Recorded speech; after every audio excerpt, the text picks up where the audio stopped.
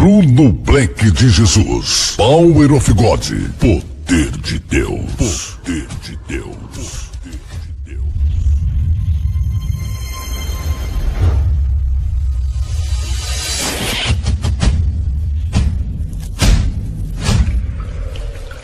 De pé como estamos, abra sua Bíblia comigo. No segundo livro do profeta Samuel. Deus está aqui. Segundo livro do profeta Samuel, capítulo de número 6. Versículo de número 13.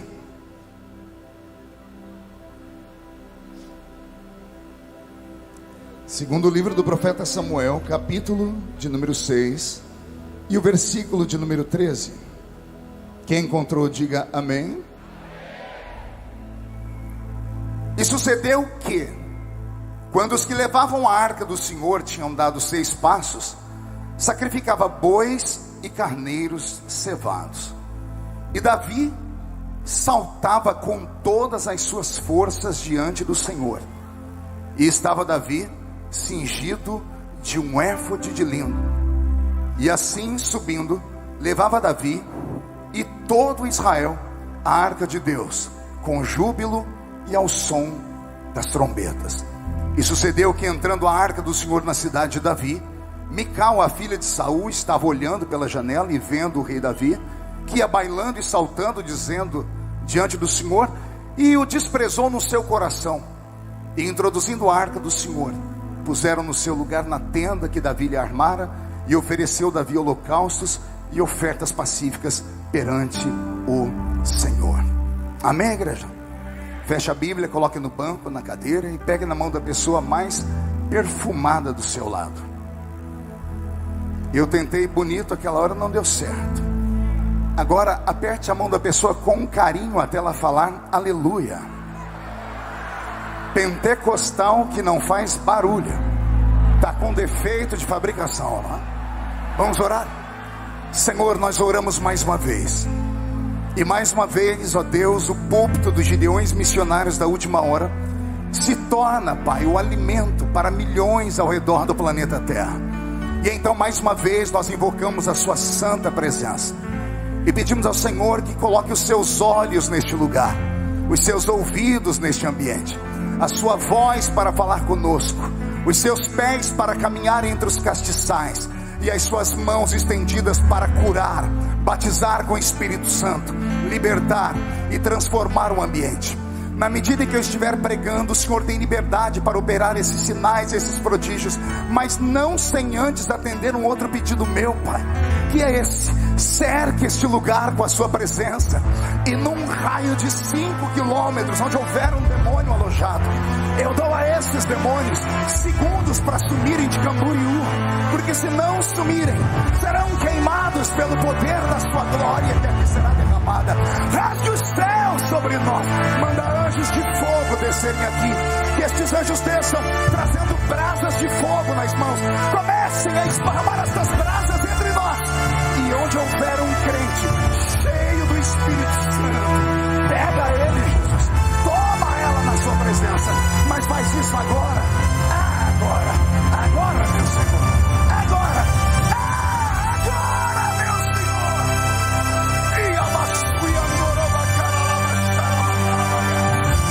e mostra o caminho da verdadeira e poderosa adoração.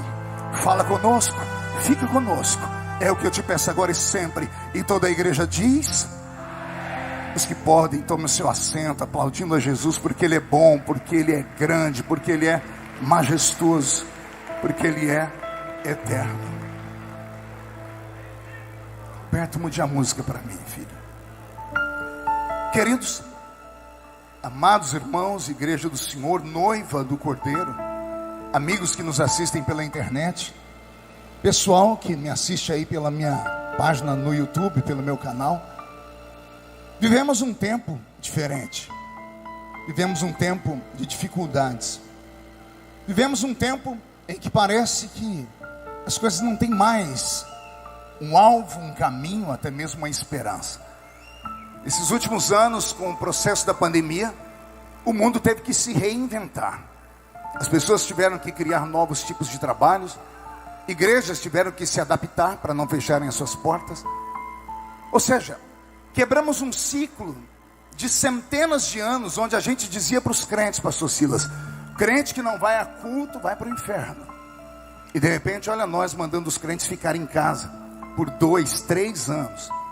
E ali dentro da casa deles, alguns crentes começaram a gostar do conforto de estar assistindo um culto deitado na sua cama, deitado no seu sofá, comendo a sua sobremesa de preferência, a sua comida, vendo o culto e ao mesmo tempo fazendo outras coisas, e sem ter a aporrinhação de um pastor puxando a orelha dele ou cobrando dízimo ou oferta. 30% dos crentes não voltaram para as igrejas mais. Estava num debate dia desse em uma universidade, e as pessoas falavam sobre o fenômeno da evasão dos crentes evangélicos das igrejas. E depois que falaram muita coisa, chegaram à seguinte conclusão, que a pandemia desviou os crentes. Aí eu pedi a palavra e dei a minha opinião. Eu disse, a pandemia não desviou os crentes. A pandemia revelou os desviados que já estavam no nosso meio. Porque aquele que já pisou no santo dos santos, em outro lugar não consegue viver. Eu não vi a hora de começar o culto, de tirar aquela focinheira da boca, aquela máscara miserável, e poder dar gritos de glória a Deus, poder cantar os hinos da harpa, poder abraçar os meus irmãos, poder dar uns pulos no púlpito. E agora que passou esse tempo, nós temos que resgatar o tempo perdido. E eu acredito que nós podemos fazer com que aqueles 3 anos fiquem apenas numa remota memória, e vamos viver os melhores dias daqui para frente. A igreja concorda comigo? Quem pode dar um grito de glória a Deus, por favor? Todas as vezes que Deus me leva para o livro do profeta Samuel, eu temo. Temor não é medo, temor é respeito. Porque eu sei o que vai acontecer quando eu caminho pelas páginas do livro do profeta Samuel. O profeta Samuel é aquele profeta que vai criar um divisor de águas em Israel. Quem conhece a Bíblia vai saber que esse Samuel teve um ministério tríplice. O ministério dele era muito parecido com o do nosso Senhor Jesus.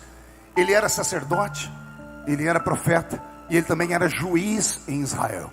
O último da linhagem dos juízes. Se você estudar a linhagem dos juízes, se pegarmos de Otoniel até Sansão, são 13 juízes.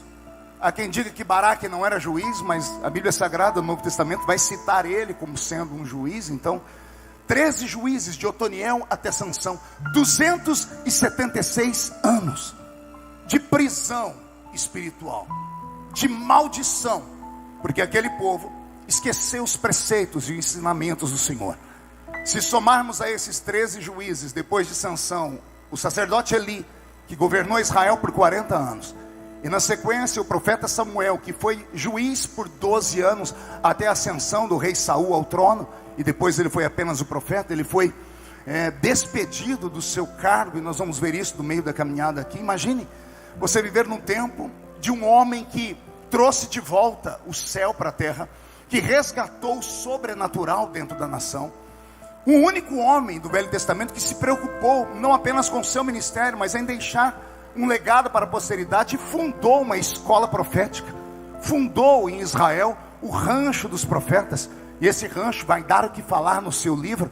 Havia uma unção lá na terra dele, que até hoje quando eu leio, me dá vontade de sair da cadeira. E ele se preocupando com a nação, se preocupando com o futuro, porque ele sabia que o ministério dele não era eterno, e que o homem está nesse mundo apenas de passagem, e que tudo nessa vida é extremamente passageiro. Pensou no futuro.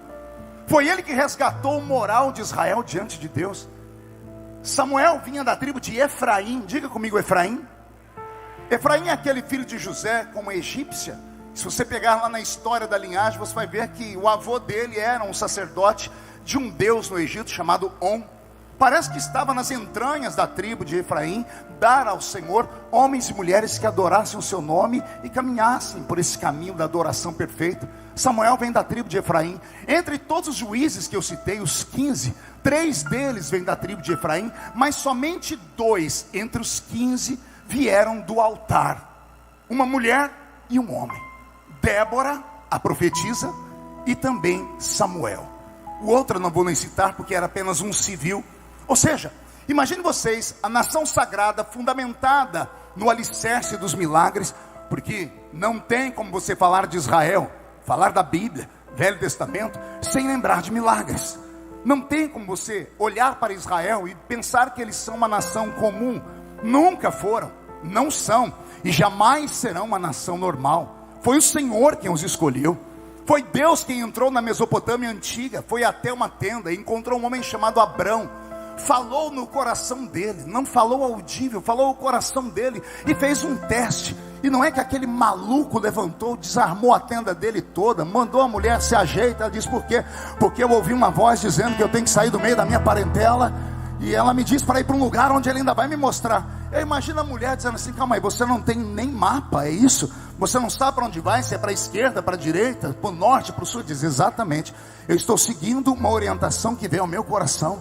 Por que é que você acha que Abraão é chamado de pai da fé? Ele é pai da fé porque foi o primeiro que acreditou naquilo que ninguém podia ver, naquilo que ninguém podia sentir nem ouvir. Ele saiu sem saber para onde ia.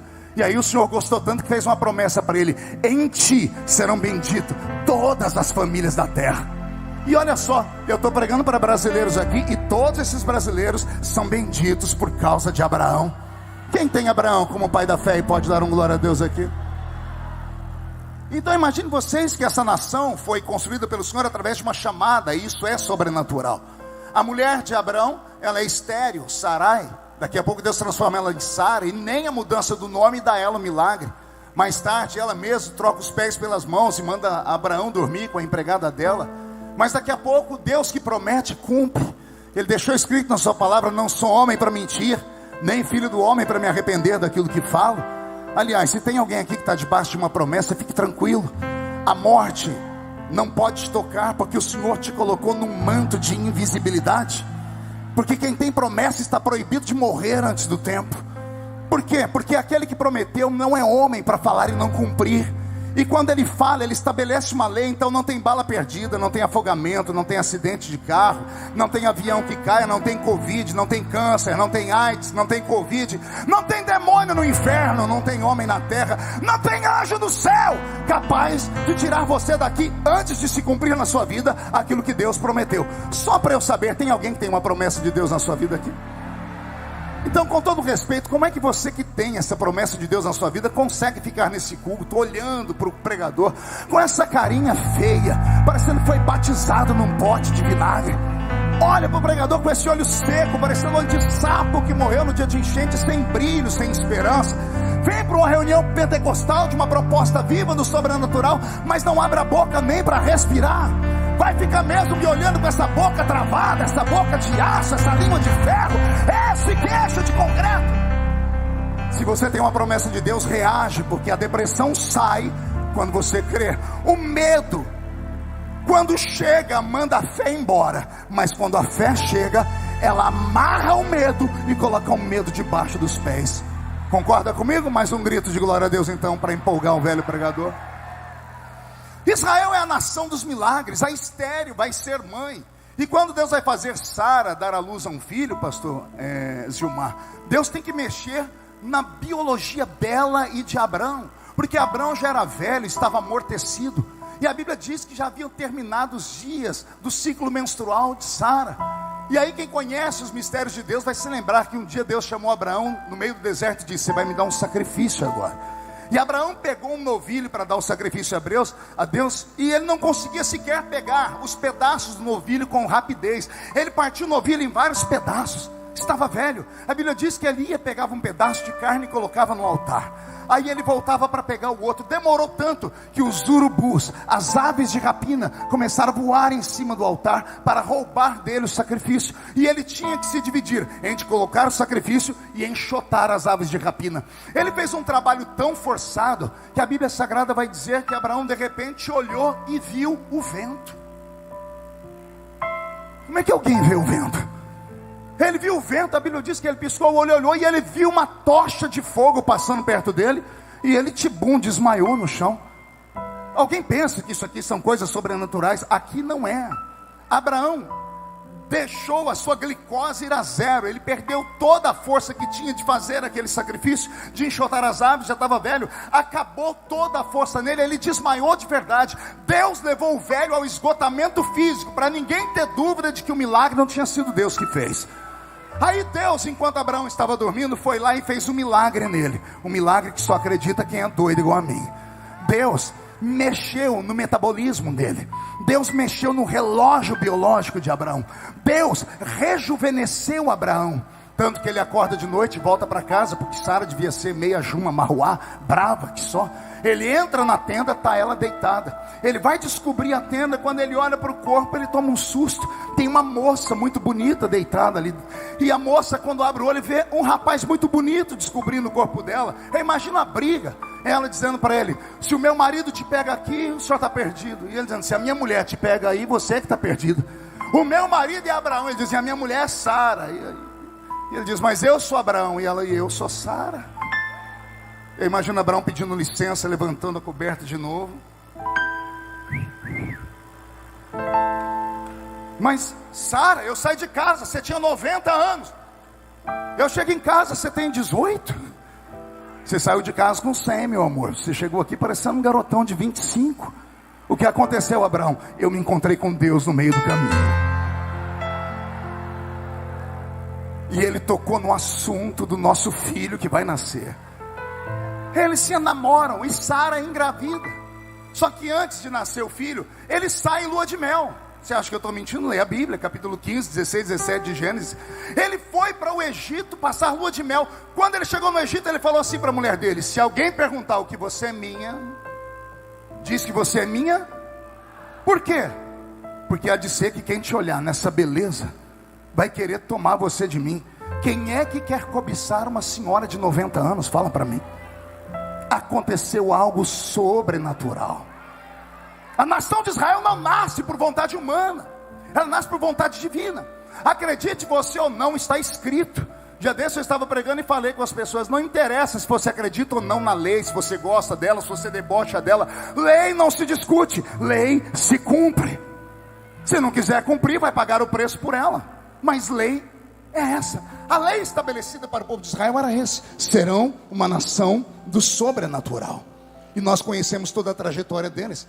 Vamos ver eles serem lançados dentro da terra do Egito e passarem lá uma temporada de quase 11 gerações, 430 anos.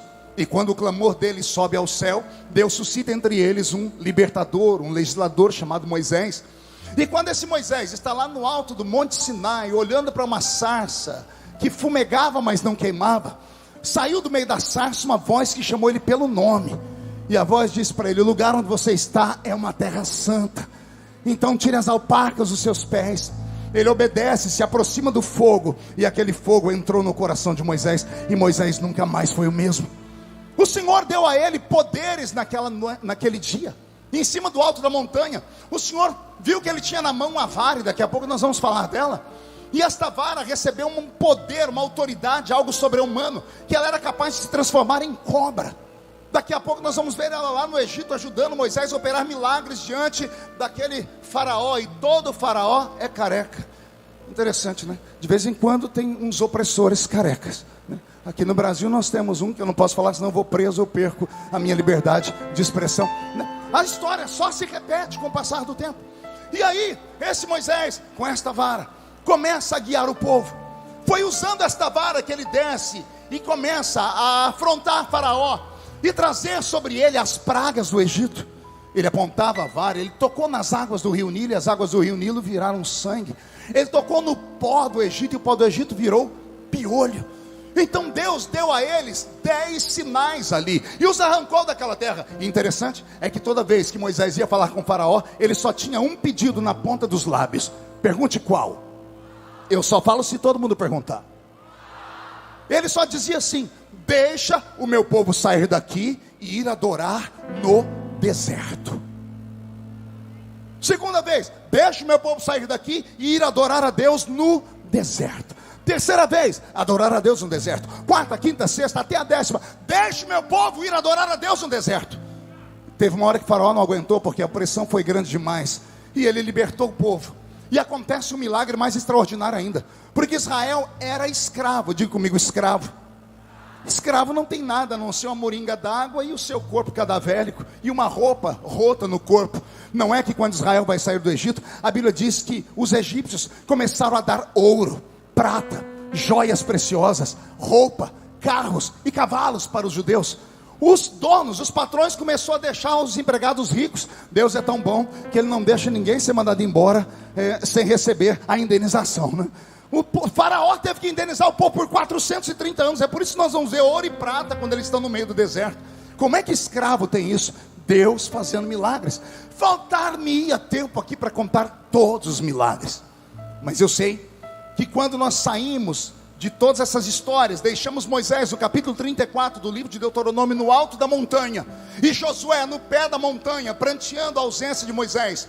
Quando Josué vai se aproximar do povo, ele precisa ter um contato com o divino, e o anjo do Senhor aparece a ele e diz: não temas, assim como fui com Moisés, eu serei contigo também. E ali tem um versículo que é o meu versículo de cabeceira, Deus dizendo a ele: não te mandei eu? Esforça-te, tem bom ânimo, não pasmes, nem te espantes, porque o Senhor teu Deus será contigo, por onde quer que você andar. Josué levou o povo até a entrada da terra prometida, a geração que nasceu no deserto, porque a geração que saiu do Egito morreram no deserto. Deus conseguiu tirar eles do Egito, mas não conseguiu tirar o Egito de dentro deles.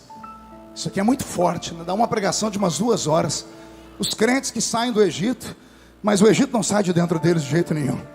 Gostam de estar no nosso culto, gostam do louvor, gostam da palavra de triunfo, gostam de receber milagres, mas você começa a apertar, o espírito do Egito entra neles e diz: não, eu tenho a saudade daquele lugar que ninguém tocava nos meus pecadinhos de estimação, no meu estilo de vida, nos meus conceitos, nos meus valores. E por isso as coisas foram degringolando desde aquela época. Agora Josué leva o povo até a entrada da terra prometida. Somente ele e Caleb conseguem entrar ali dentro por causa de milagres.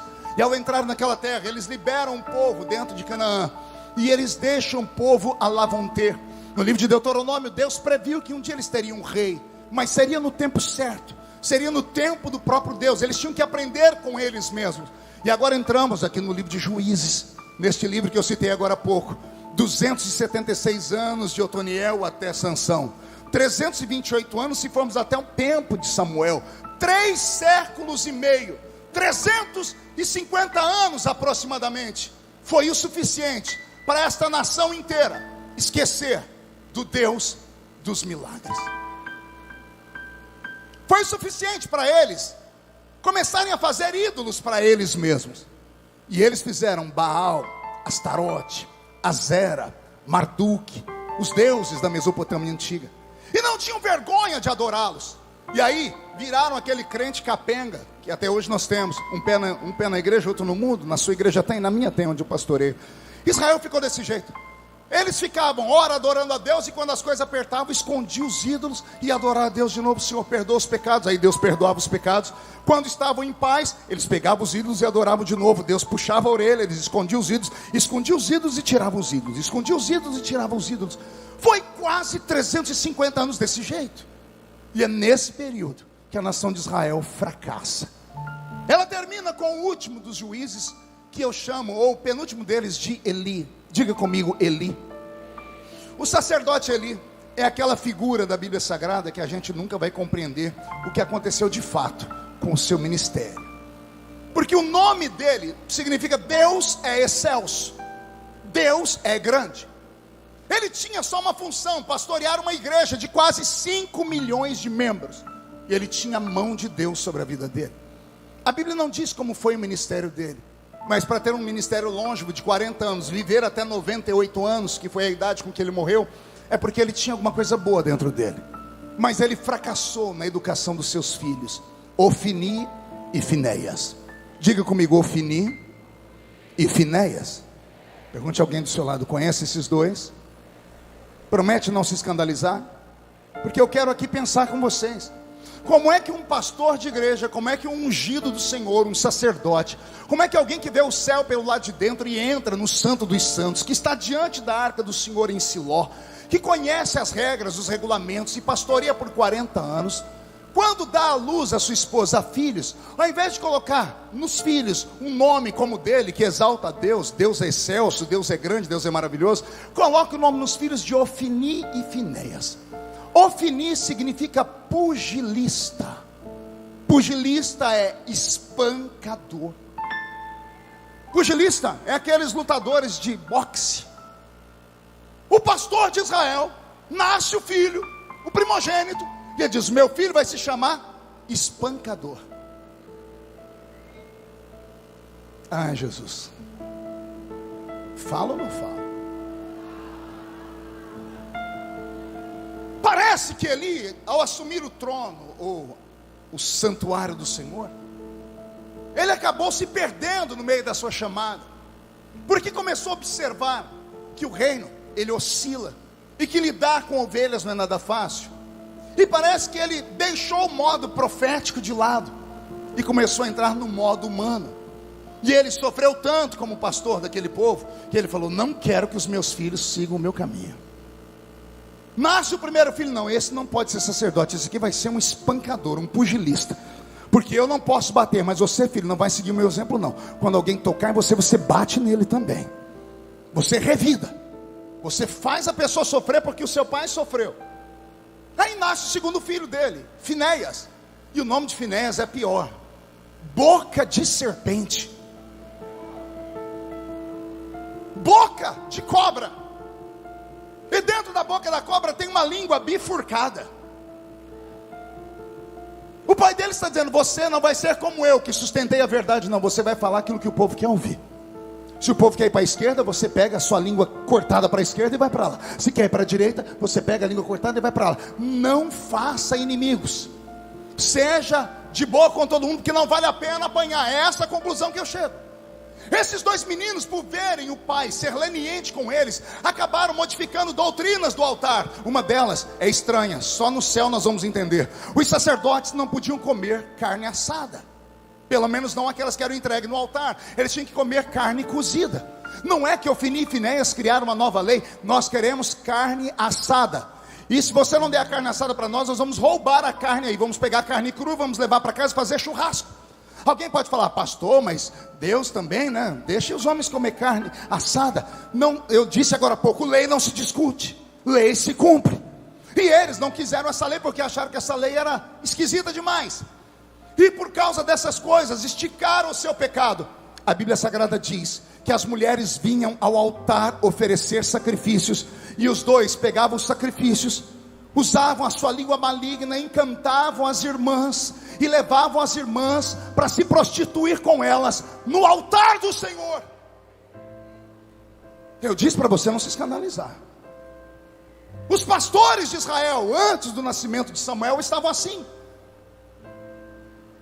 Não olhavam mais o que era sagrado, não tinham mais a coragem de falar a verdade, porque perderam aquilo que é o mais importante para quem está crescendo: uma referência. A minha geração tinha referência. A minha geração sabia o que queria. Eu pisei num culto da Assembleia de Deus numa quinta-feira em 1987, culto de Pedro, Tiago e João, e vi um presbítero pregando. Eu não lembro nada do que ele falou, mas eu lembro do corpo dele. Eu lembro dele pulando com um pé só, dando socos no ar. Aquilo me deixou elétrico, passou uma corrente, uma energia dentro de mim. Eu disse: é isso que eu quero para a minha vida. Eu não sabia o que era, mas eu queria aquilo. Eu vi os pregadores pregarem. A primeira vez que eu vi um pregador pregar na vida foi na casa de um menino que toda a família dele cortava cana junto com a minha.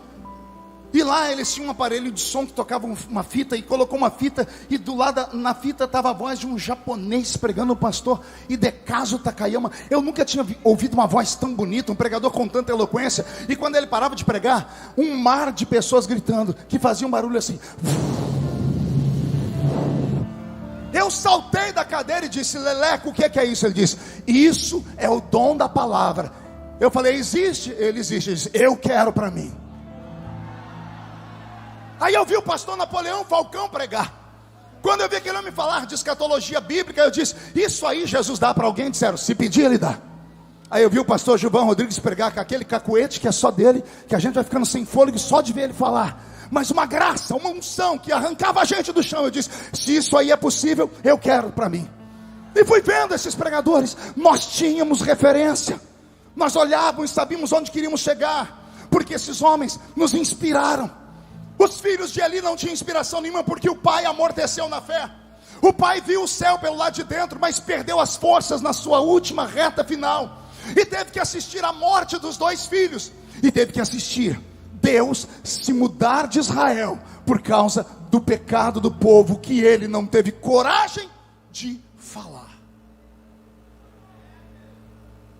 Eu sei que isso causa constrangimento em alguns e desconforto em outros, mas até quando nós vamos levar esse evangelho frouxo, morno, morto?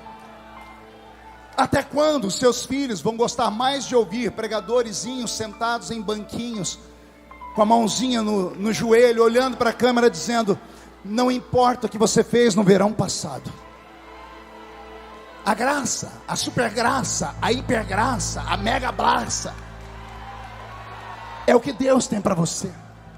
Até quando os nossos filhos vão dizer que esses são pregadores de verdade? Eu participei de uma reunião há pouco tempo atrás agora. Sabe que algumas faculdades do Brasil teológicas estão fazendo? Readaptando o ensino teológico para a pregação e treinando pastores para pregarem não mais do que 20 minutos. Porque a geração millennial, que eles chamam, a geração nova, não tem paciência e não suporta ouvir uma pregação comprida, uma pregação grande, uma pregação muito forte. Eles dizem: não, nós temos que pregar aquilo que os nossos filhos têm que ouvir, porque é a geração do TikTok, é a geração que gosta de ver as coisas em segundos, que vai vendo e se não atrai eles passam o dedo para cima, e isso não dá sustância. A pessoa grita, ela canta, ela até faz barulho, mas quando vem um primeiro vento, ela não tem força, porque os pés não são alicerçados na rocha verdadeira, que é Jesus Cristo de Nazaré. As pessoas sempre me perguntam: pastor, como é que o senhor aguenta? Porque toda a luta comigo vai para o Jornal Nacional. E fala: como é que o senhor sobrevive? Já fizemos o seu sepultamento muitas vezes, mas nunca conseguiram fazer a missa do 7º dia. Eu ressuscito uns dias antes, eu estou lá de pé de novo e um bilhete, saí da tumba de novo. E eles falam: mas como é que o senhor aguenta? Tem gente que está desviando, porque lá no Instagram dela, a criatura tem 10 seguidores. Aí ela diz assim: eu quero morrer porque está todo mundo falando mal de mim. Você entra, tem 5 falando mal dela. Ela só tem 10 seguidores, ela quer sair dessa vida para a morte. Nunca houve tantos adolescentes se mutilando. Eu estava pregando lá na igreja do pastor, como que é, Campo Grande, qual é o nome do pastor? Dionísio. Pastor Dionísio, membro da mesa da CJDB. Eu estava falando sobre depressão profunda. Ele levantou, pediu o microfone e disse: pastor Marcos, aqui em Campo Grande, em todas as congregações mapeamos, temos quase 300 crianças da igreja cortadas, cortando o pulso, querendo se matar. E aí eu falei: meu Deus, o que está acontecendo? Falei: Senhor, será que é uma epidemia de coisa ruim? E o Senhor falou para mim: não, meu filho, não tem referência, não sabem o que querem. Não vem mais nada de novo no púlpito, então vão para o Instagram. E no Instagram e no TikTok vem os blogueirinhos, as meninas e meninos que para postar uma foto bonita tiram 800. E aí postam uma foto que parecem anjos na terra encarnados. Mas as outras 799 fotos, se colocar você sai correndo, fora os filtros que ainda colocam. E os nossos filhos olham para isso e acham que isso é a verdade, que esse é o mundo que Jesus devia dar para eles. E como Jesus não dá, eles ficam se cortando e se matando. Tem alguma coisa muito errada acontecendo conosco, e nós não podemos nos calar. Mas pastor, se falarmos, a igreja esvazia, porque do lado da minha tem uma igreja que a proposta é melhor. Eu não sei na sua cidade, mas na minha, um dia desse eu passei lá, tinha uma placa dizendo: damos desconto de 10% no dízimo, congregue aqui. Propagandas que as pessoas estão fazendo, porque não querem mais anunciar o evangelho como ele é de verdade. E se nós queremos um avivamento, se a proposta é um avivamento, se nós não aprendemos nada com essa pandemia, pode fechar a porta e ir embora. Vamos falar de novo. Se nós não aprendemos o silêncio de Deus por 3 anos dentro de uma pandemia, se você achou mesmo que era só uma doença para o mundo, se você não entendeu que Deus puxou a nossa orelha, te fez sentir falta da verdade, te fez sentir falta da unção, te fez sentir falta da glória, te fez sentir falta dessas pregações verdadeiras, se isso não te tocou, você está no lugar errado. Deus deu a nós uma chance. Qual chance, pastor? De resgatar aquilo que nós perdemos. E a minha proposta nesta noite é esta: Ainda que dos milhares que estão aqui, apenas 10 me escutem. Ainda que dos milhares que assistem pela internet, pelo meu canal do YouTube, ainda que só meia dúzia acreditam no que eu estou falando, e o resto está dizendo assim, não, esse tipo de pregação rápida, com essa eloquência, essa barulheira não funciona mais. Ainda que eu encontre só 10, me dê aqui 10 crentes canelas de fogo, e eu vou falar como disse Napoleão Bonaparte: me dê 100 homens de guerra, e eu ganho o mundo inteiro para a França. Me dê aqui 10 canelas de fogo, e eu viro esse país de cabeça para baixo. Me dê 10 crentes cheios do Espírito Santo, comprometidos com a verdade, e as bocas de fumo vão falir. A prostituição vai terminar. Já aconteceu uma vez na história, vai acontecer de novo.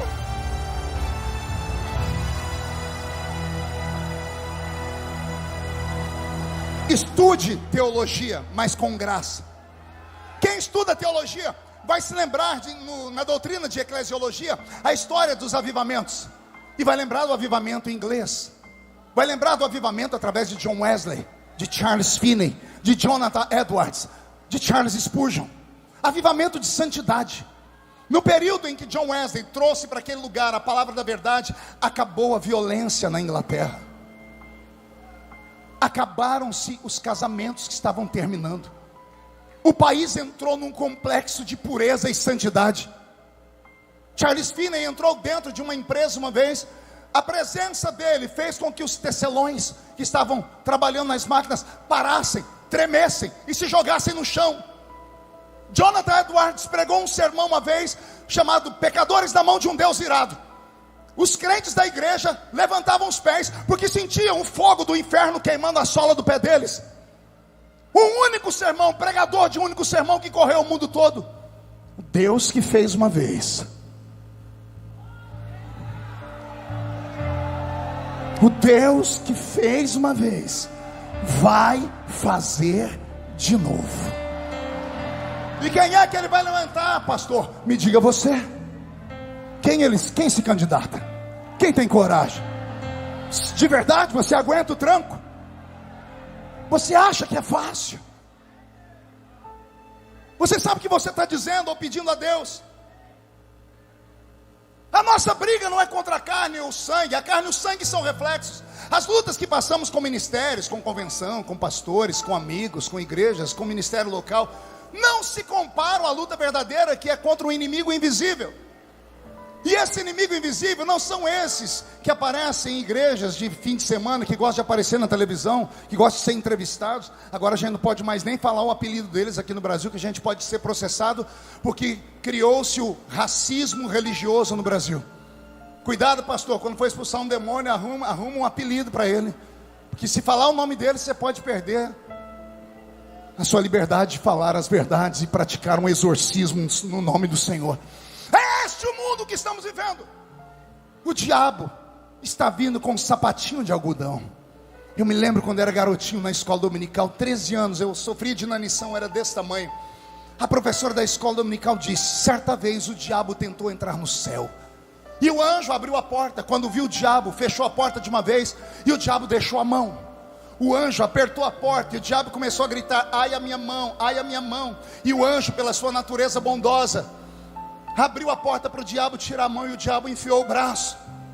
E o anjo desesperou e apertou a porta para que o diabo não entrasse. E o diabo começou a chorar: está doendo meu braço. A natureza bondosa do anjo fez o anjo abrir a porta para o diabo tirar o braço, e o diabo entrou com o corpo inteiro. Moral da história: ele vem devagarinho, ele vem a passos de algodão. Ele começa relativizando, dizendo: não, isso não é isso. O que você está dizendo não é o que você tem que dizer. Vocês não estão vendo as pessoas quererem reescrever a Bíblia? Eu vivi para ver uma atriz, que eu também não posso falar, que ela processa todo mundo. Ela que não entende bolhufas de Bíblia, fala: a Bíblia tem que ser reescrita. Semana passada ela disse isso. Está na hora de atualizar a Bíblia. Pior, ela tem amparo legal de pastores do púlpito. Pastores que até ontem eram referência no Brasil, e agora estão criando leis assim: não, nós estamos errados, nós interpretamos errado. A Bíblia tem que ser resumida em uma única palavra: amor. E se Deus é amor, não importa que tipo de amor.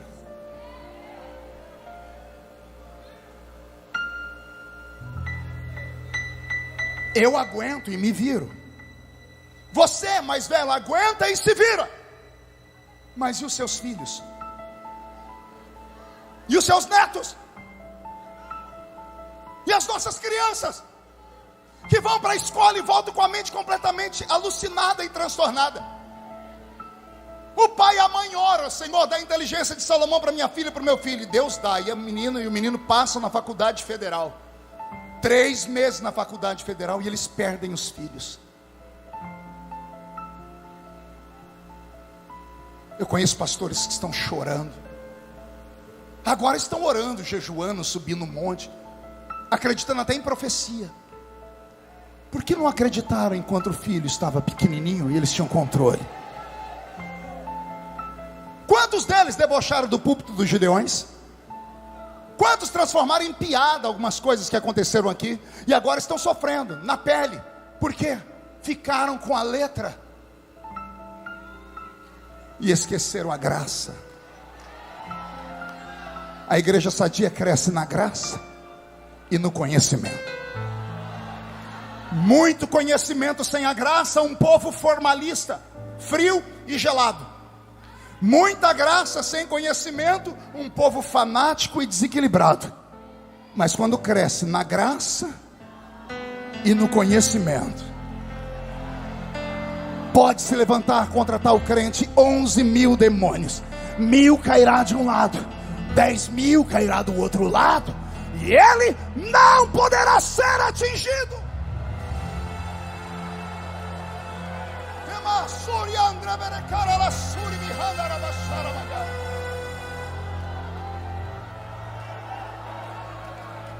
O sacerdote perdeu a visão, os filhos transformaram o altar em pecado, a nação está em pecado. E a Bíblia diz: e nos dias em que Deus vai levantar Samuel, anote aí, a palavra do Senhor era muito rara,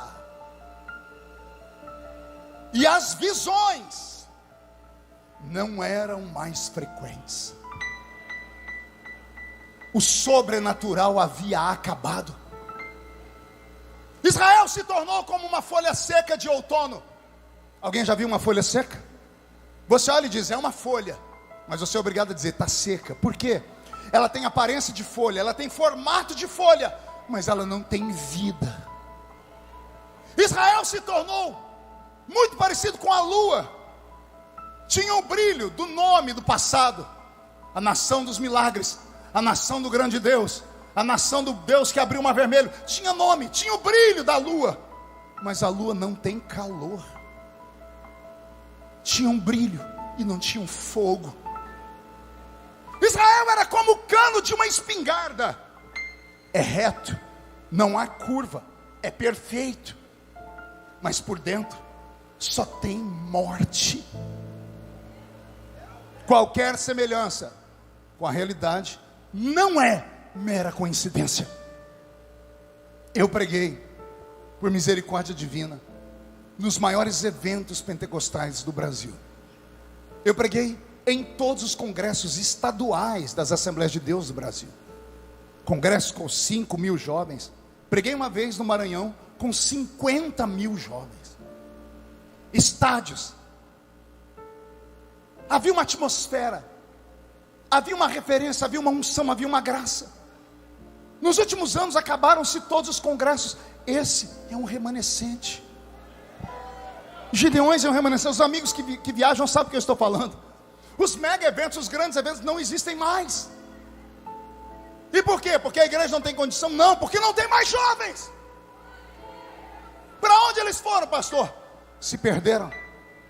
Porque as igrejas se preocuparam com a estrutura e não com a alma deles. Se preocuparam com a pulseira no braço. Se preocuparam se cortava o cabelo igual militar ou deixava crescido. Se preocuparam se o menino tinha um cavanhaque ou um bigode por cima.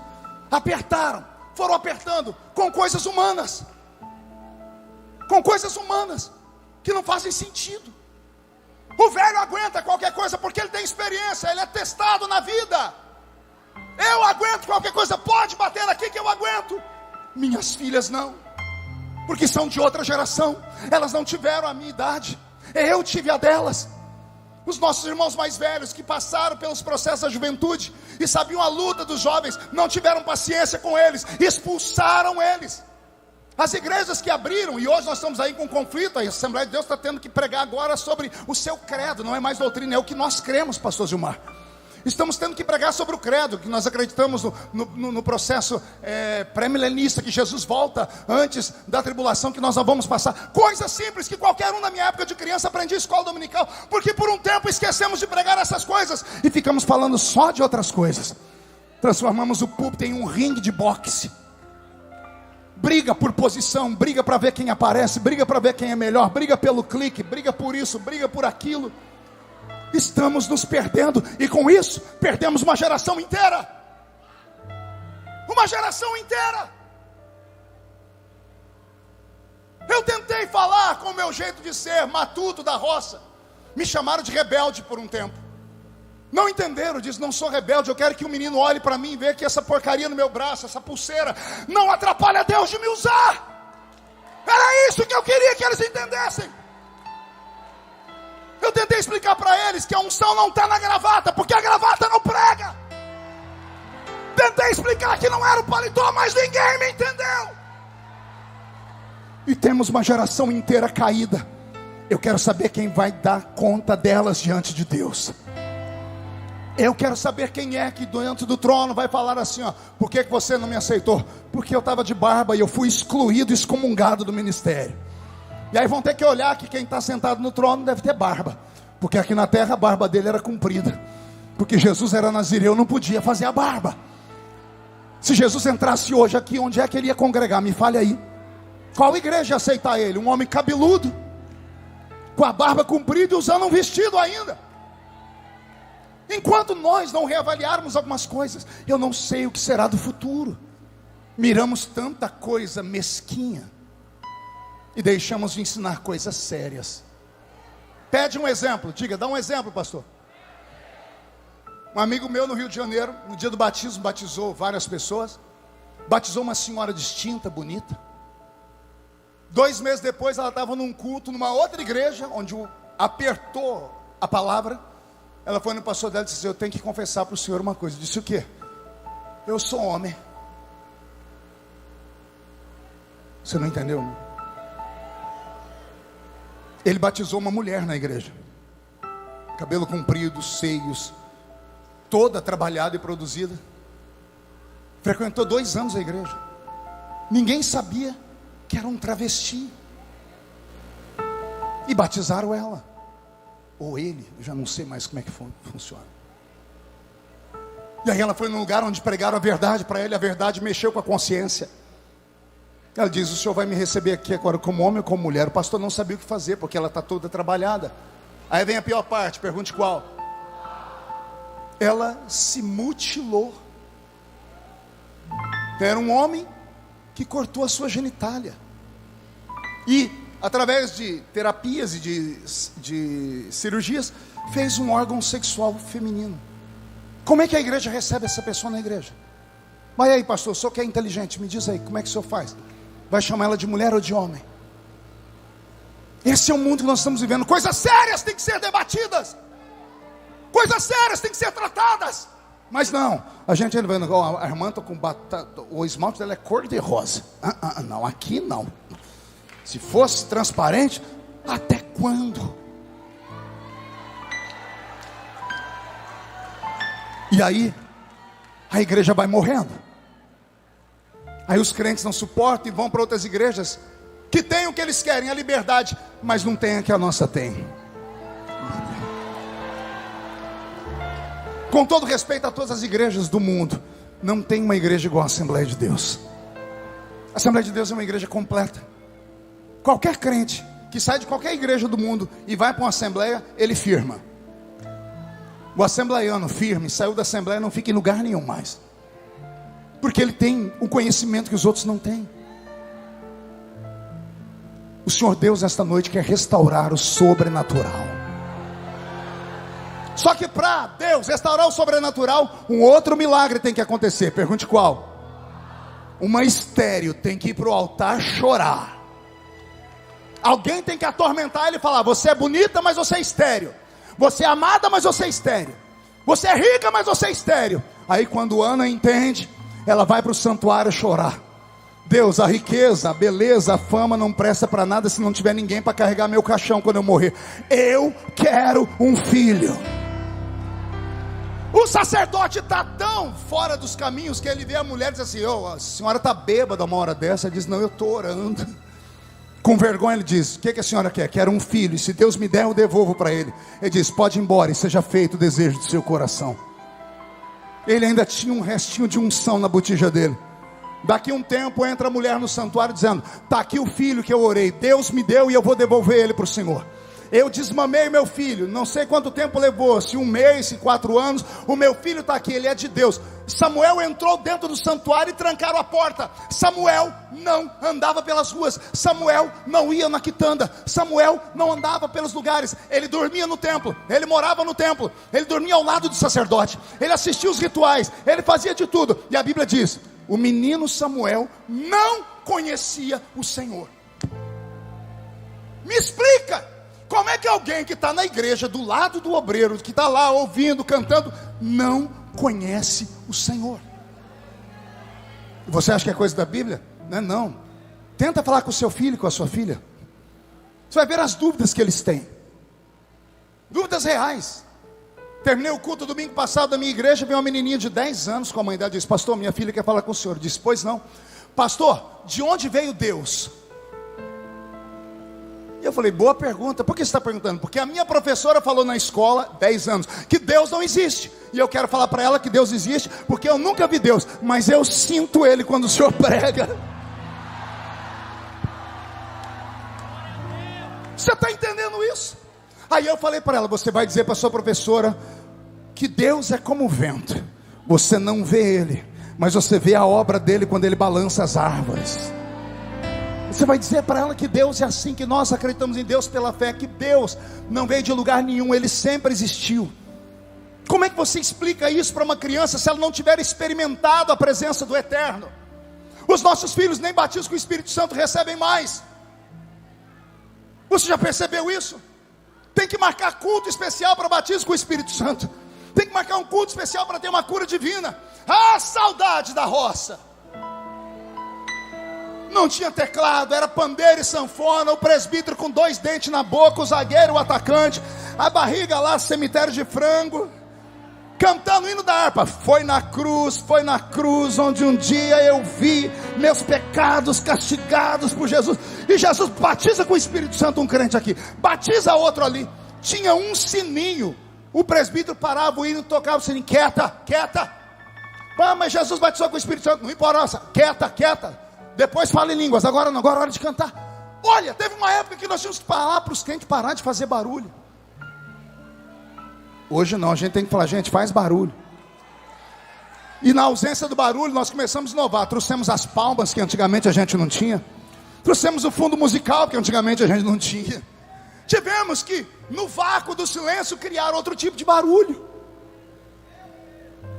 Aí os nossos cultos ficaram pedantes. Não, pastor, pastor, o melhor momento do culto é aquele culto na hora do louvor. Eu choro, pastor. Você chora em casa, querida, escutando Gustavo Lima. Quando ele diz: sou homem de família, a senhora abre a boca a chorar. Assistindo o filme do Titanic, naquele momento em que o Leonardo DiCaprio afunda nas águas do rio, com a boquinha azul dizendo: tchau, Rose. Eu nunca entendi porque que ele não subiu em cima daquela tábua que cabia ele, a mulher dele, a mãe dele, o pai. Mas não, ele resolve se suicidar.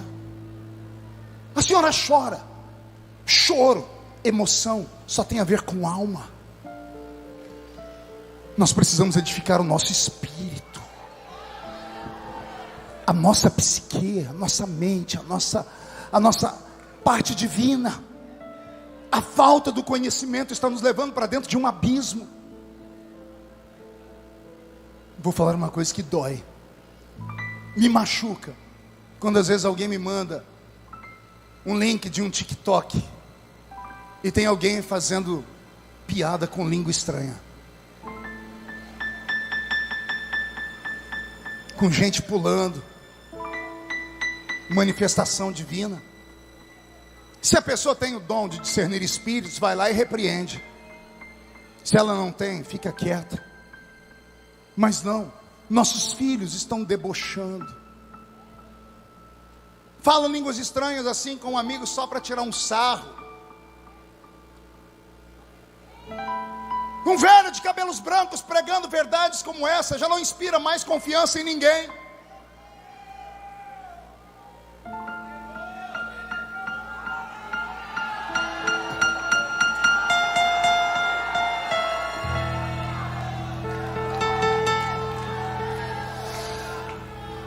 A estéril tem que gemer de novo. A estéril que é rica, que é bonita, que é amada, tem que ir para o altar e gemer de novo, dizer: eu quero voltar a dar a luz. Isso aqui é só para quem entende. Temos uma igreja rica, bonita, amada, mas estéril. Ela precisa ir para o altar de novo. Ela precisa chorar. E se os sacerdotes não entenderem o clamor dela, pedindo um avivamento, pedindo um renovo, não interessa. Ela não pode recuar e dizer: eu quero que Deus abra minha madre, porque eu quero dar a luz ao maior avivamento que esta geração vai ver, que esta igreja vai ver, que este país vai ver, que esta nação irá sentir. Porque o menino Samuel, trancado no santuário, tocou o coração de Deus. Um dia Deus foi lá no quarto do menino e disse: Samuel, Samuel. Ele levantou e foi até o profeta, até o sacerdote ali. O senhor me chamou? Ele: não, volta a dormir. Ele dormiu de novo, e lá vem de novo a voz: Samuel, Samuel. E ele corre ali: o senhor me chamou de novo? Ele diz: não te chamei, mas espera aí. Se a voz te chamar de novo,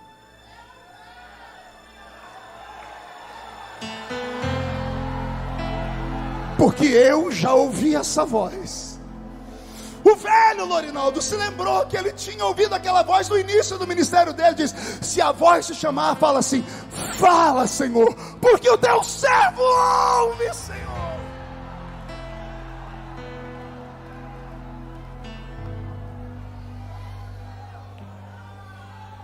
Samuel foi para o quarto, Deus falou com ele, e Deus disse: eu estou te levantando, e você vai restabelecer o ministério do sobrenatural em Israel. O menino começa a se desenvolver. Ofni e Finéias, pelo que eu leio do texto, tiveram ciúmes do menino. Veio uma guerra, e para mostrarem que tinham tudo, partem para a guerra. Ofni e Finéias no meio dos soldados, se meteram onde não era a chamada deles. No meio da guerra perderam 4.000 e poucos homens. Os dois falaram: não, vamos buscar a arca do Senhor. Vamos entrar no santuário e pegar a arca e trazer ela para cá. Nossos pais usaram, nós também podemos usar. Eles esqueceram que a arca caminhava enquanto não havia um lugar para ela. Lá onde eles estavam, havia uma terra só para a arca. A cidade de Siló era só para a arca. Era um lugar santo, a arca não podia sair dali. Não era a arca ir até eles, quem quisesse ir até a arca. A arca representava a presença de Deus. Não era Deus correndo atrás das pessoas, eram as pessoas que tinham que correr atrás dele. Apanharam com arca e tudo. 30.000 soldados morreram. Ofni e Finéias morreram. Sobrou um soldadinho de chumbo da tribo de Benjamim, que voltou para a cidade onde estava o sacerdote Eli. Quando ele viu o menino, puxou uma cadeira, sentou e disse: me conta, como é que foi lá? A Bíblia diz: Eli estava preocupado com a arca, não era nem com os filhos. Aí o menino começou a dizer: houve grande morticínio em Israel, 30.000 homens foram mortos. Ofni e Finéias, teus filhos morreram, não aconteceu nada. Aí o menino disse: a arca de Deus foi roubada. Eli se assustou, tomou um capote, caiu A Bíblia diz que ele era pesado, o pescoço dele envergou e quebrou o pescoço. Morreu o sacerdote e os 2 filhos no mesmo dia, como Deus havia dito a Samuel que aconteceria. A mulher de Finéias, do boca de serpente, entrou em trabalho de parto. O parto foi duro e ela estava morrendo.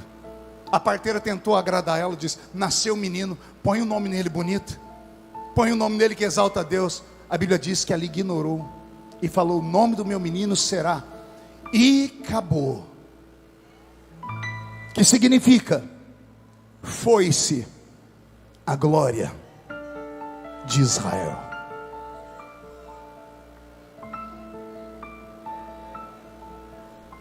Os filisteus tomam a arca, levam a arca como trunfo da vitória e arrastam a arca para a cidade de Asdod, chamada Fortaleza.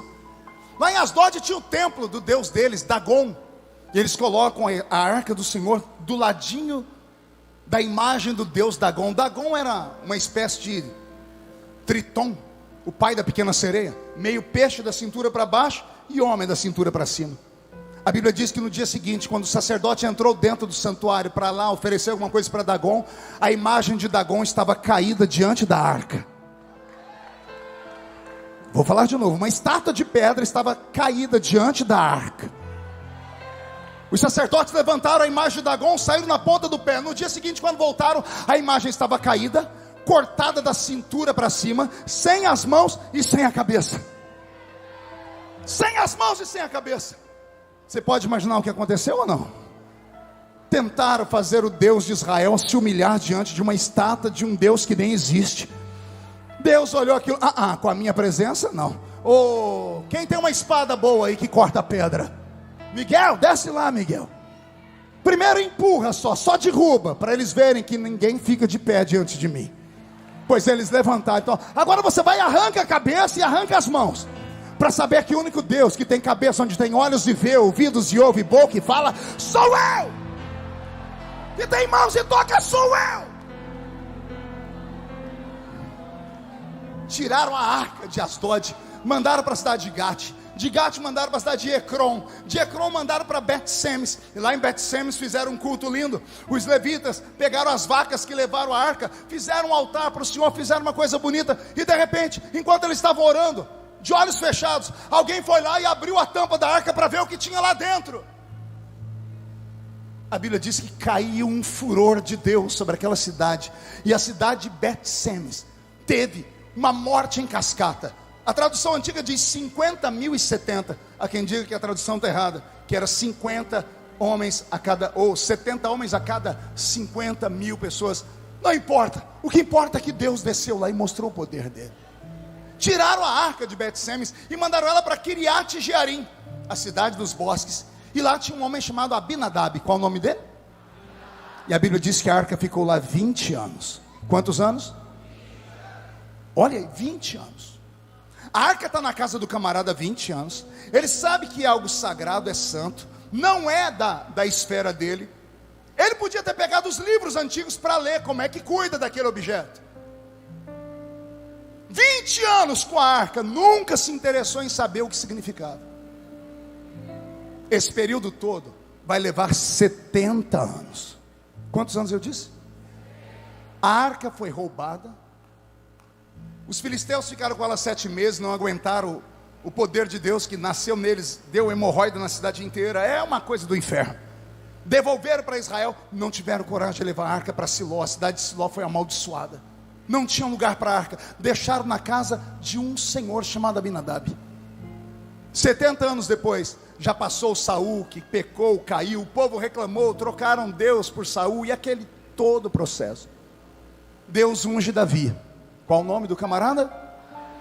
O homem segundo o seu coração, que não tinha cara de rei, nem aparência de rei, mas tinha coração de rei.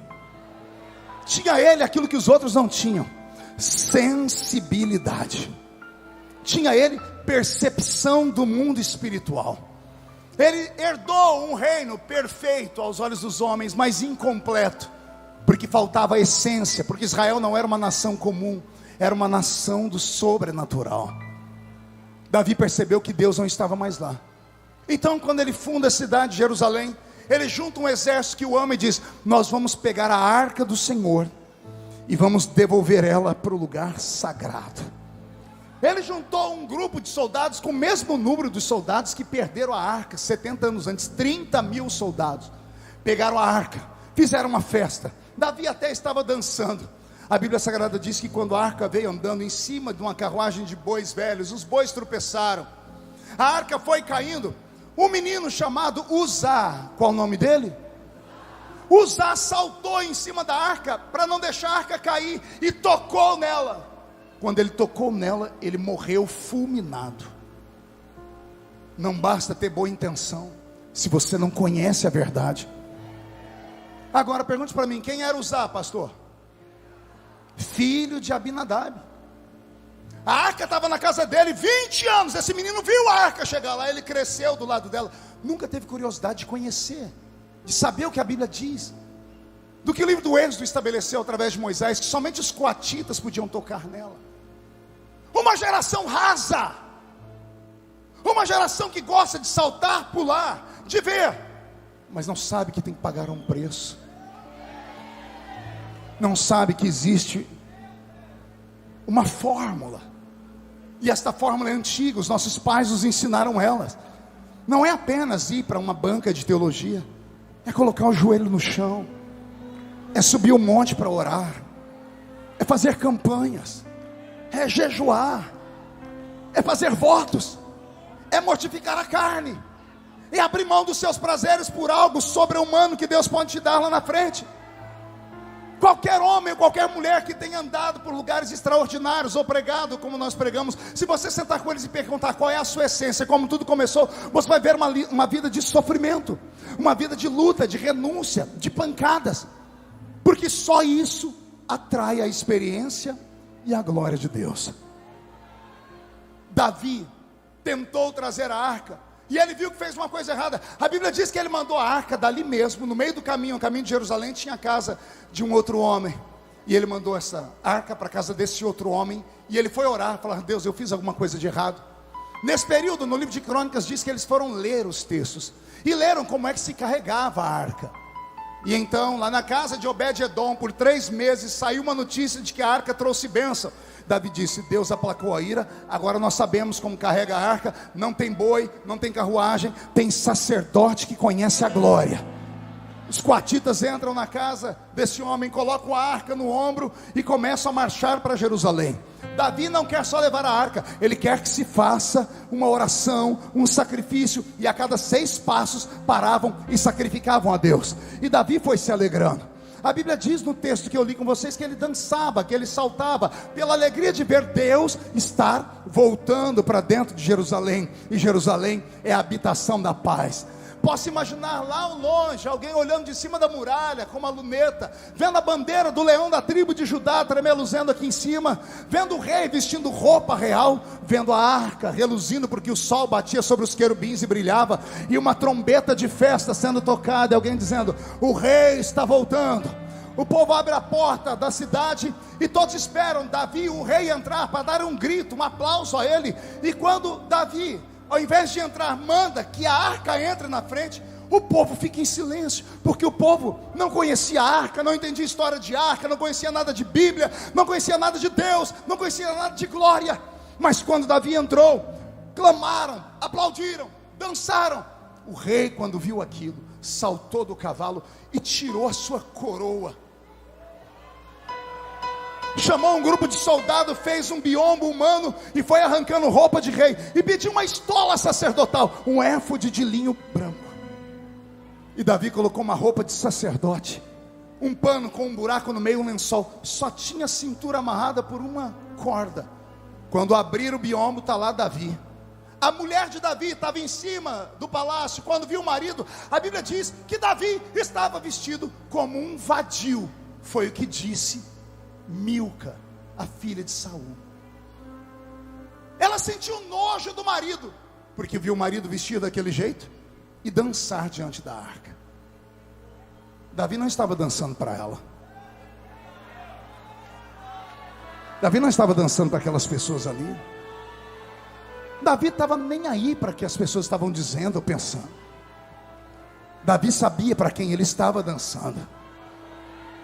Imagina os levitas com saltérios, instrumentos, tocando as suas músicas, e Davi iniciando uma dança, mão para trás, mão para frente, cabeça encurvada, e de repente Davi vai bailar, e vai dançando, e na medida que ele vai dançando, Milca vai sentindo nojo, os jovens começam a rir, os velhos começam a chorar, os velhos começam a se curvar, rasgam as vestes, pegam cinzas, jogam na cabeça. O neto pergunta: está chorando por quê, vovô? A dança dele é tão feia. Não, nós sabemos o que ele está fazendo. Ele não está dançando para nós, ele está dançando para Deus, que foi embora daqui tem 70 anos. Ele está dizendo: fica aqui, Senhor, não vá mais embora, devolve a glória, devolve o sobrenatural.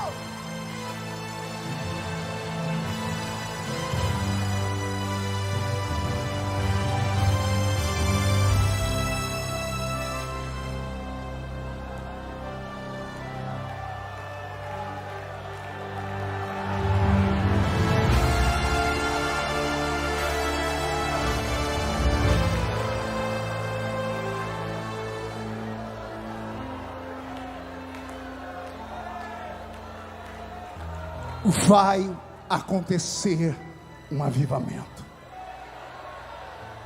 Não me interessa se creem, se não creem. Vai explodir uma glória sobre a nossa nação. Eu não sei de onde vai vir. Eu sei que Deus vai deixar muita gente com vergonha. Aconteceu na nação americana menos de 60 ou 90 dias atrás. Vocês acompanharam? Lá tem igrejas gigantes, tem igreja lá para 40 mil pessoas sentadas. O povo canta, faz trabalho bonito, mas não vê avivamento sobre eles. Aí lá no estado do Kentucky, numa escola, 6 meninos e meninas, na hora do recreio, do lado tem meninos se pegando, fazendo sexo livre no canto da faculdade. Do outro tem gente cheirando cocaína, cheirando droga, injetando heroína. Do outro tem pessoas jogando cartas, baralho. Do outro tem gente no TikTok, azarando. Aí tem 6. Vamos ali naquela capela orar. Não ouviu? Vou falar assim: vamos deixar o recreio e vamos entrar naquela capela para orar. Mas quem é que vai estar pregando? É o Marco Feliciano? Não. Quem vai estar cantando é um cantor? Não, só nós. Mas a gente nem é cantor, não tem problema. Vamos cantar um louvor. Vamos cantar alguma coisa. Vamos cantar, Roberto, aquela música de ontem. Vamos cantar algo que toque o coração de Deus. Vamos tentar ver se Deus nos escuta. E mal sabiam os homens que Deus estava olhando para aquele lugarzinho com meia dúzia de meninos. O vento, ele assopra onde quer. Não é onde você quer. Não é onde nós queremos. Não é onde a igreja, as denominações dizem. É onde Ele quer. Se Ele encontrar aqui dentro, lá fora, aqui no púlpito, alguém pela internet que nesta hora está sendo tocado, entendendo o que eu estou pregando, talvez eu vou ter retaliações por esta mensagem depois, mas eu já tenho 50 anos, não tem que dar satisfação a mais ninguém. Se eu já não pregar mais em lugar nenhum, a minha voz pregará pela internet, não me importa. Mas eu não posso mais guardar dentro de mim o que eu tenho visto nesses últimos dias. Não aguento mais ver a prostituição do evangelho. Não aguento mais ver as igrejas se esfriando. Não aguento mais ver a santidade se esvaindo. Deus, visita o seu povo de novo. Gideonita, me olhe. Esse lugar não é normal e nunca foi. Eu tinha 15 anos de idade. Estava no fundo deste ginásio. Ele era invertido. O fundo era aqui e o palco era lá. Cortador de cana de açúcar no interior de São Paulo. Apanhador de laranja, café e engraxate. Eu vim para cá sem dinheiro para comer, porque eu não tinha dinheiro para comer. O dinheiro que eu consegui eu paguei o ônibus e o hotel. Eu ficava horas aqui sem comer nada, até que um irmão, por piedade, me dava alguma coisa para comer.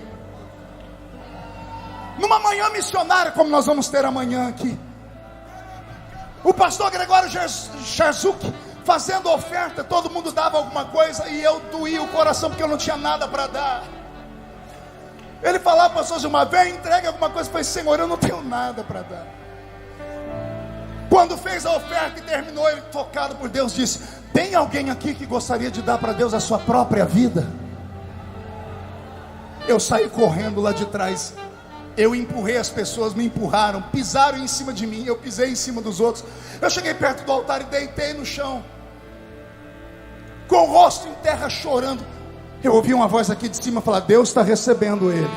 Não sabia se era para mim, se era para outro. Esse lugar não é normal. O lugar do turismo é na cidade vizinha aqui, é Balneário de Camboriú. Aqui é peregrinação.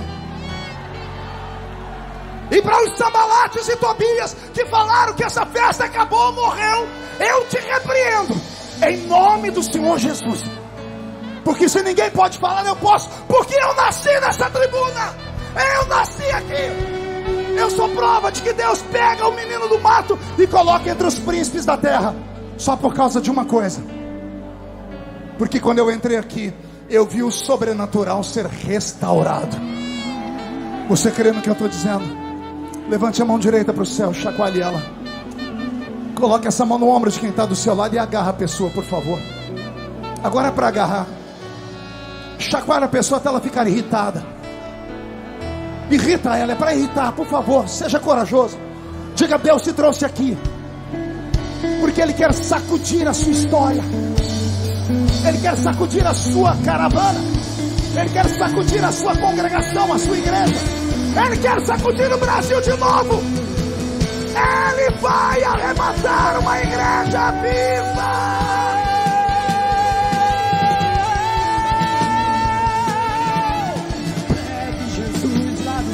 Vai aparecer e todo joelho se dobrará e toda língua confessará. Mas a igreja será arrebatada no piscar de olhos. Acontecerá. Cadê a igreja? Mas a igreja será arrebatada. Olhos acontecerá.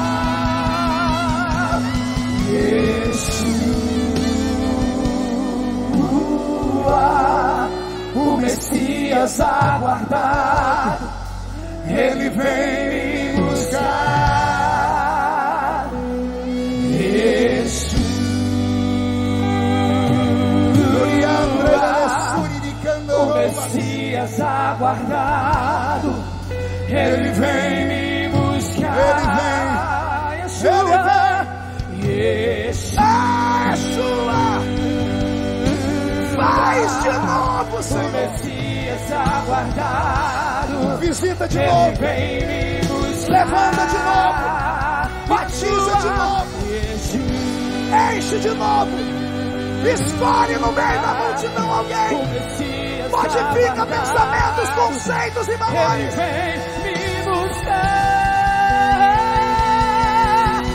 Breve Jesus lá do céu vai aparecer e todo joelho se dobrará e toda língua confessará.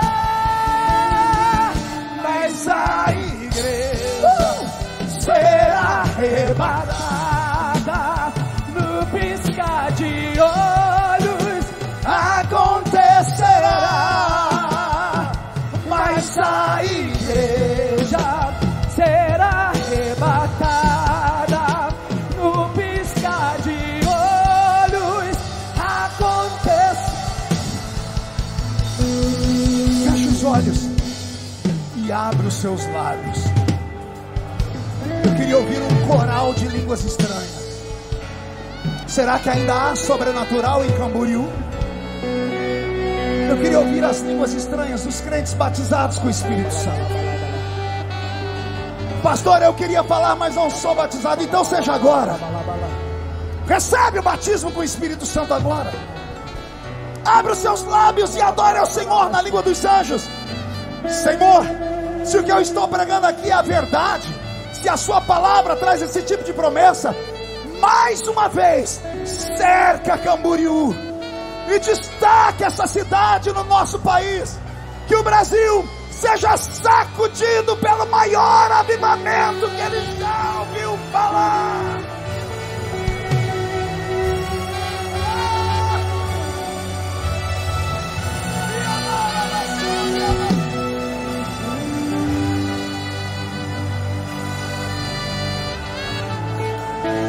Para encerrar, olhe para mim.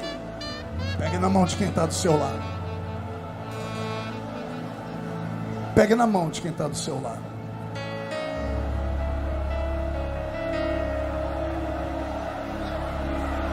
Quero me dirigir aos itinerantes daqui.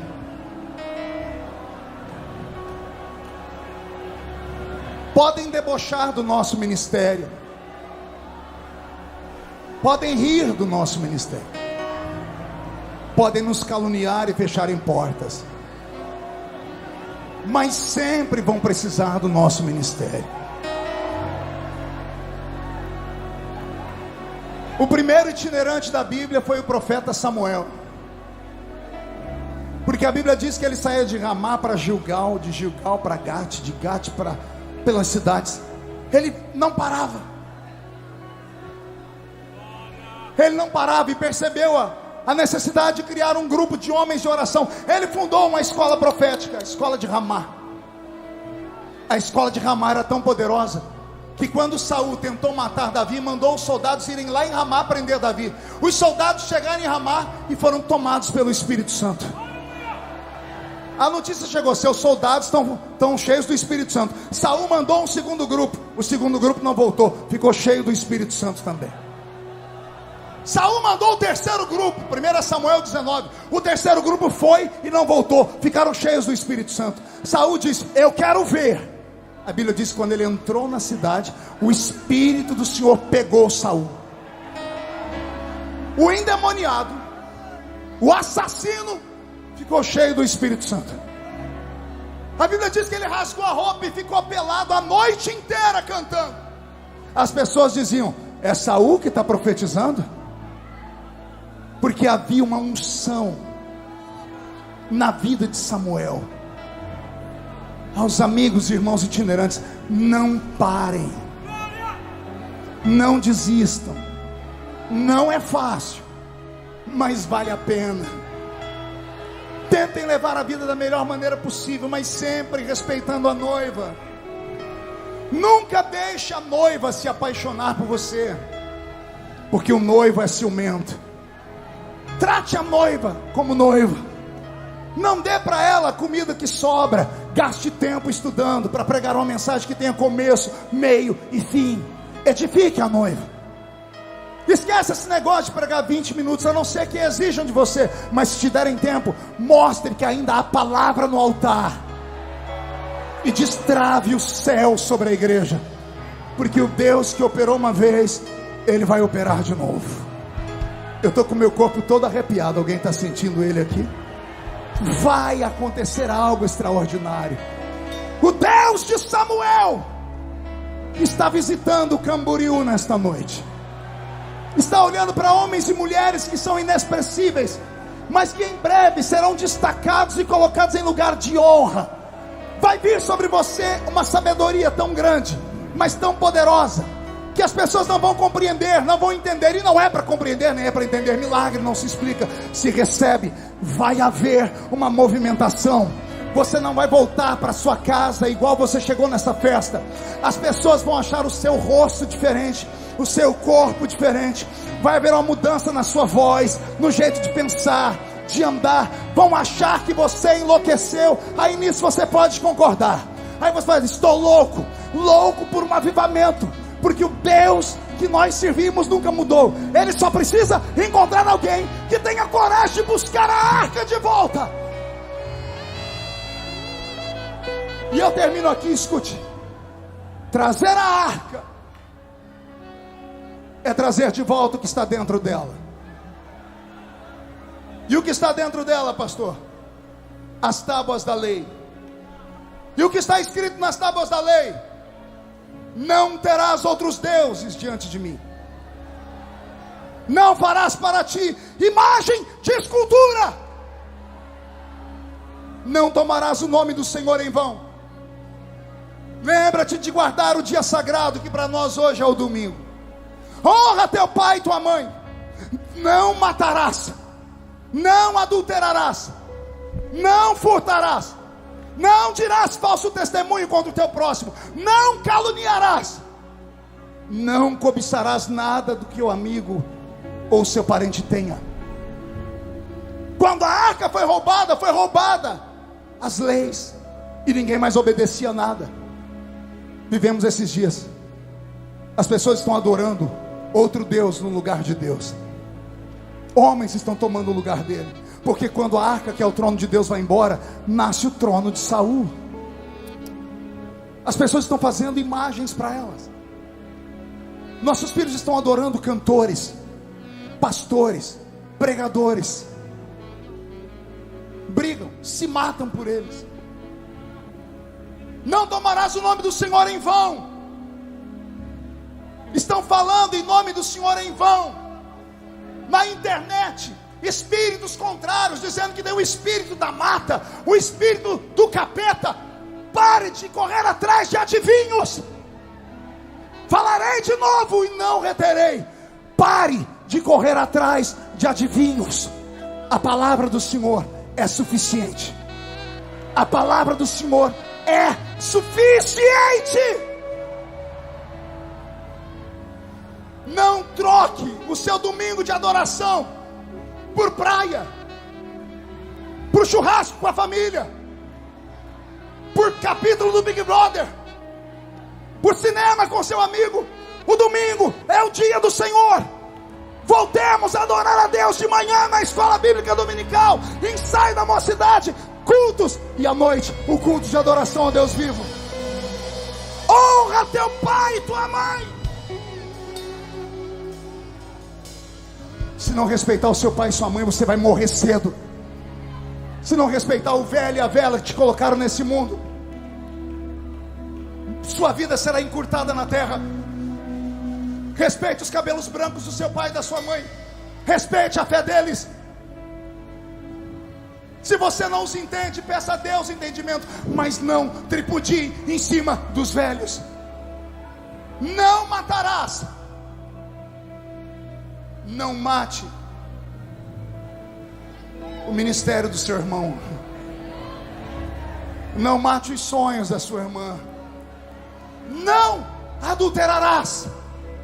Santidade a qualquer custo.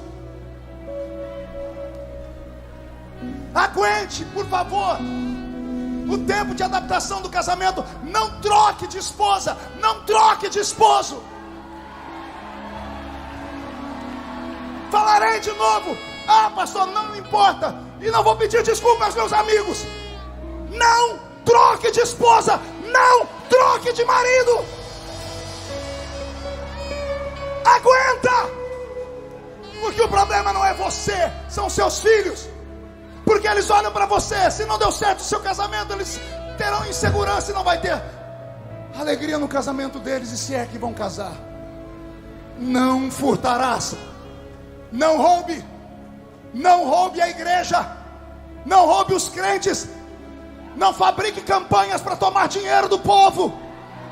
Não faça qualquer coisa para poder pagar o aluguel, para poder manter o programa de televisão. Não faça. Respeite a noiva. Não roubarás. Não furtarás. Não dirás falso testemunho contra o seu irmão. Para de caluniar. Para de falar do que você não sabe. Para de propagar mensagem de sites que fofocam a vida dos crentes. Pare de, no afã de chamar a atenção de alguém. Oh, você viu que mandaram aqui para mim, estão falando de você. Eu estou orando por você. Dá nada, seu mentiroso.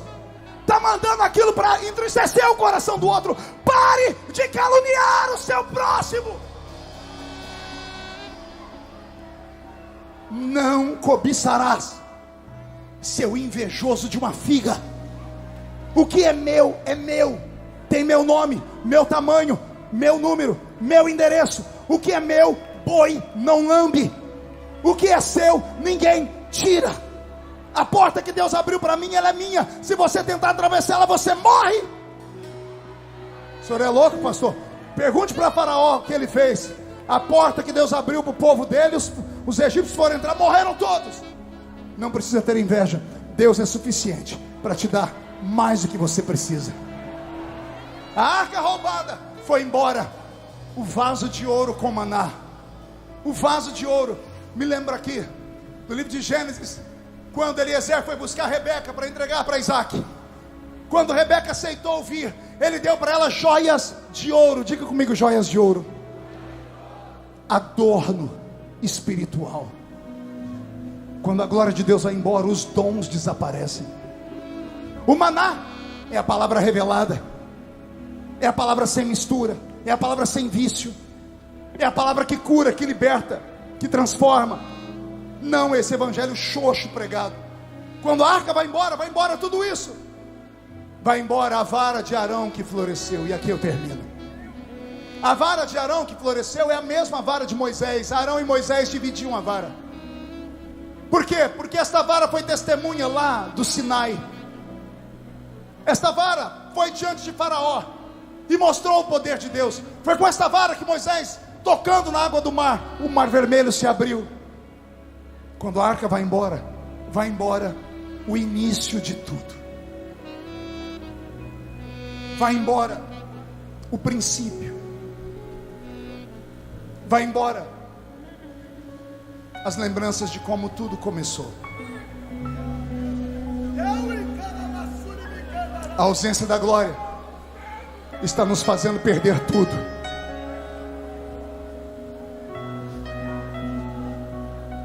Se você olhar por cima da igreja com uma visão que eu tenho, você vai encontrar poucas pessoas de cabelos brancos. Uma geração inteira se foi. Era para ter novos cabelos brancos na igreja, mas não temos, porque uma geração inteira se desviou. Temos nós, que nessa noite estamos aqui chorando, dizendo: Deus, faz de novo.